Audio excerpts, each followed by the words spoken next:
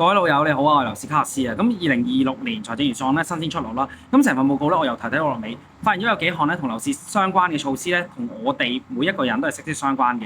咁喺入正題之前啦，我想先問翻大家3個問題先。第一，政府將超級豪宅印花稅大幅加到6.5%，咁你估係想喐手打擊呢個樓市啊，定係另有後著咧？咁第二，喺未來嘅5年咧，每年咧係有成17,000個私樓單位落成啦，咁多供應殺到啦，樓價係咪一定係實跌冇得走呢？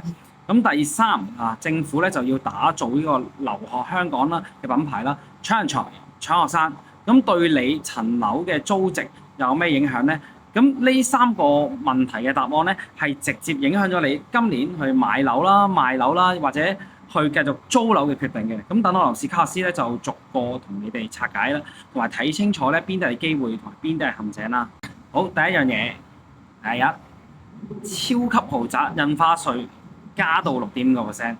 咁其實政府將樓價超過1億元嘅住宅嘅印花稅咧，由4.25%加到6.5% 啦。咁可能即係問我，喂，卡斯，咁係咪代表政府要打冧呢個樓市咧？咁我俾你知啦。咁大家可以冷靜啲睇翻啲數據啦。咁其實呢類嘅超級豪宅嘅成交咧，其實只係佔咗整體市況嘅0.3% 嘅啫。即係話咧，1000單成交裏面咧，得3單係關事，對成個大市嘅影響咧係微乎其微嘅。咁反而咧，我係覺得點咧？有錢佬就繼續買超級豪宅嘅供應咧，又咁矜貴咧。咁其實今年咧一手成交咧分分鐘咧仲會創新高嘅。咁呢項措施咧，與其話打壓啦，不如話係俾啲有實力嘅買家繼續玩。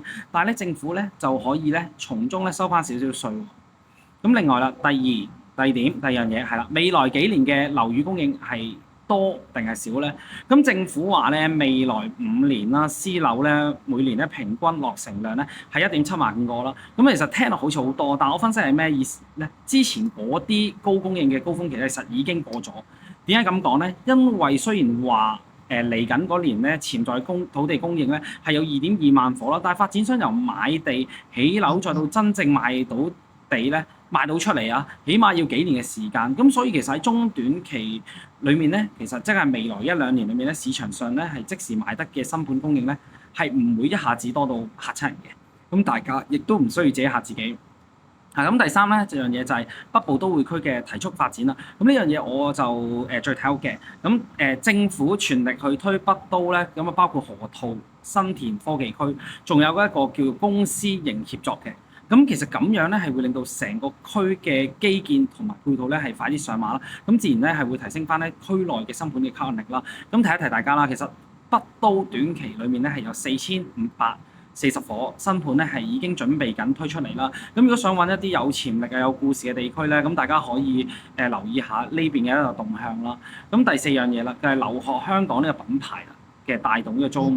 咁其實呢樣係最貼地嘅，同埋同最多人有關。因為政府咧係加強招引人才咧，係打造呢個留學香港嘅品牌咧，係鼓勵多啲學生嚟香港讀書。咁如果多咗學生湧入咧，啲宿位咧，即係嗰啲住宿位咧係追唔到個需求，咁點算咧？咁自然咧就係租私樓咯去住啦。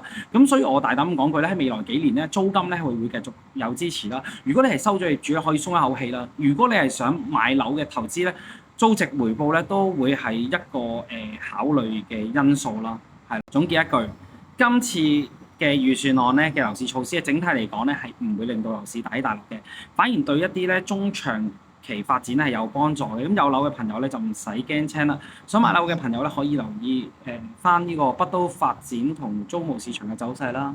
係啦，走勢啦。咁其實你對邊樣嘢最關心咧？咁歡迎留言話翻俾我知啦。我哋下次再見啦。好，拜拜。